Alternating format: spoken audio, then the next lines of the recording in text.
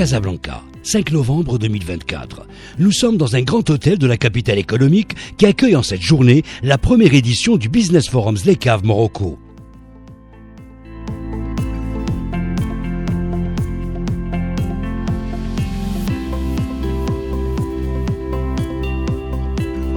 Un événement de haut niveau qui se tient sous le haut patronage de Sa Majesté le Roi Mohammed VI sous le thème « Commerce intra-africain, perspectives et opportunités ». Plusieurs personnalités ont fait le déplacement pour ce débat sur la mise en œuvre de la Zlekaf, un forum co-organisé par la Confédération marocaine des exportateurs et le ministère de l'Industrie et du Commerce du Maroc. اليوم الحضور ديال 12 دولة إفريقية والمحادثات اللي غادي تكون إن شاء الله غتكون مثمرة من أجل تفعيل هذا التبادل الحر ومن أجل تفعيل كذلك التوجهات ديال صاحب الجلالة نصره الله في موضوع ديال العمق الإفريقي ديال المغرب وكذلك في موضوع ديال الواجهة الأطلسية ديال المغرب بمعنى غتكون عندنا فرصة اليوم لتبادل الأفكار. Une édition hautement stratégique pour les entreprises du continent. Cela répond à la vision royale qui est celle de placer le Maroc en tant que pays leader dans le concert des nations africaines.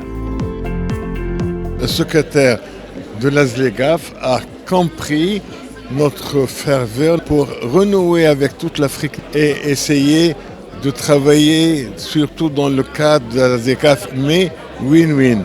Merci pour l'assistance parce qu'il y a eu quand même énormément de personnes qui sont restés jusqu'à présent. Eh bien, je souhaite plein succès à tout le monde, à tous ces pays. It's my pleasure to be here for the Zlekaf Forum with the private sector in Morocco, and I look forward to a dialogue on exactly how the private sector can see the benefits of this agreement. We very much look forward to working with the private sector and the government of Morocco to identify export opportunities under Zlekaf. La Zlekaf n'est pas seulement un accord commercial, c'est aussi, mais surtout, un instrument de développement destiné à sortir 100 millions d'habitants en Afrique d'ici 2025. Une opportunité pour exploiter les talents des jeunes Africains et des femmes pour assurer les avantages à tous. C'est ainsi que les débats ont porté sur des thèmes tels que les stratégies de pénétration des marchés africains, les mécanismes de financement disponibles. 12 pays représentés, plus de 400 opérateurs pour élever l'Afrique sur la scène mondiale, ouvrir la voie à la compétitivité et à l'innovation et favoriser les partenariats. Cela dit, il y a des obstacles à surmonter, des obstacles structurels et institutionnels pour concrétiser l'essor de la Zlekaf. Au-delà des mesures qui contiennent l'accord sur la Zlekaf, il y a la question des infrastructures de transport, de transport routier, transport portuaire, transport aérien. Il y a la question de l'énergie également qu'il faut dresser et trouver des solutions parce que, comme on le dit souvent, dans le coût de production d'un bien, dans nos pays où le coût du kilowatt est excessivement cher, le coût de l'énergie représente une grande partie du coût de production du bien et au finish, le coût de production, le prix unitaire au consommateur va être plus élevé. Et donc le coût de l'énergie, la production de l'énergie, l'investissement suffisant dans le domaine de l'énergie pour pouvoir mettre à la disposition des industries à des prix concurrentiels est assez important. Toutefois, il faut souligner que chaque pays a ses spécificités. Il diffère selon les besoins et les priorités des 54 signataires. Nous avons un marché qui dépasse les 5 millions, à peu près 5,5 millions de consommateurs.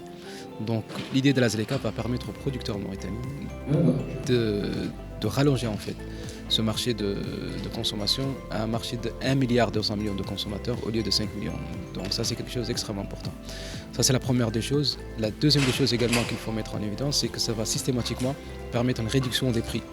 Parce qu'en fait tous les produits africains qui sont importés sur le sol, en l'occurrence la Mauritanie par exemple, le Maroc, c'est l'un des premiers fournisseurs pour la Mauritanie, donc tous les produits qui sont importés sur le sol mauritanien, en l'occurrence qui viennent par le Maroc, vont connaître substantiellement une réduction des prix parce qu'il ne va plus y avoir de droits de douane qui vont être imposés à ces prix-là. Donc ça, c'est quelque chose d'extrêmement fondamental et important pour le consommateur mauritanien. Il y a également cette extension de marché qui va attirer plus d'investisseurs parce qu'un investisseur qui vient investir en Mauritanie, au lieu de pouvoir investir sur un marché qui va dans l'ordre de 5 millions, il aura en face de lui un marché de 1,2 milliard de consommateurs. la zone de libre-échange continentale africaine, une zone qui demain comptera 2,5 milliards de personnes. Ça sera le plus grand bloc commercial dans le monde à travers les pays signataires, mais aussi à travers cette démographie et ce potentiel de marché très important. Il n'y a pas d'autre alternative pour le développement de l'Afrique que de s'intégrer, de commercer et d'industrialiser l'Afrique. Donc je salue à ce juste titre cette initiative-là de l'ASMEX, du ministère de l'Industrie et du Commerce. La Banque africaine de développement, elle a un rôle important, un rôle crucial en tant que la première institution de financement des infrastructures en Afrique pour accompagner les pays africains à créer ce réseau infrastructurel pour avoir l'offre logistique, mais aussi l'offre industrielle pour avoir de l'industrialisation pour produire des produits.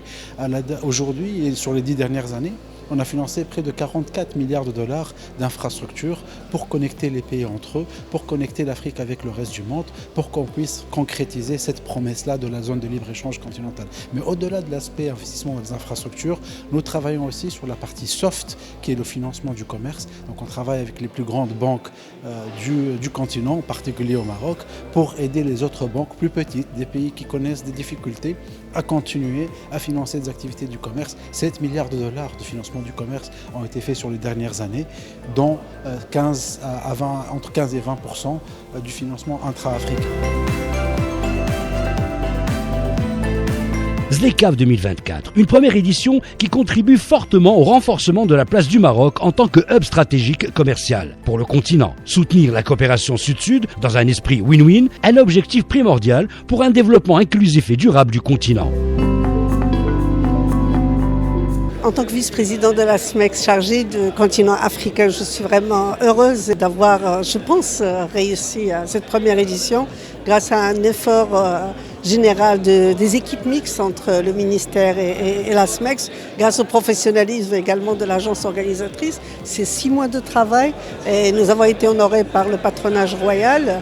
Sa Majesté, que Dieu l'assiste. Donc nous avons une douzaine de pays qui étaient représentés, de différents pays du continent en plus du Maroc. Les thématiques et les contenus c'était intéressant parce que nous avons eu des témoignages réels des pays, comment se déroule le démantèlement au niveau de la ZLECAf. Nous avons quand même eu monsieur le secrétaire général de la ZLECAf qui a fait le déplacement pour 24 heures pour nous exposer ce qui s'est passé depuis 2018 et surtout les étapes à venir. Et on a déjà donné rendez-vous en accord avec le secrétariat de la ZLECAf l'année prochaine pour une deuxième édition, Inch'Allah.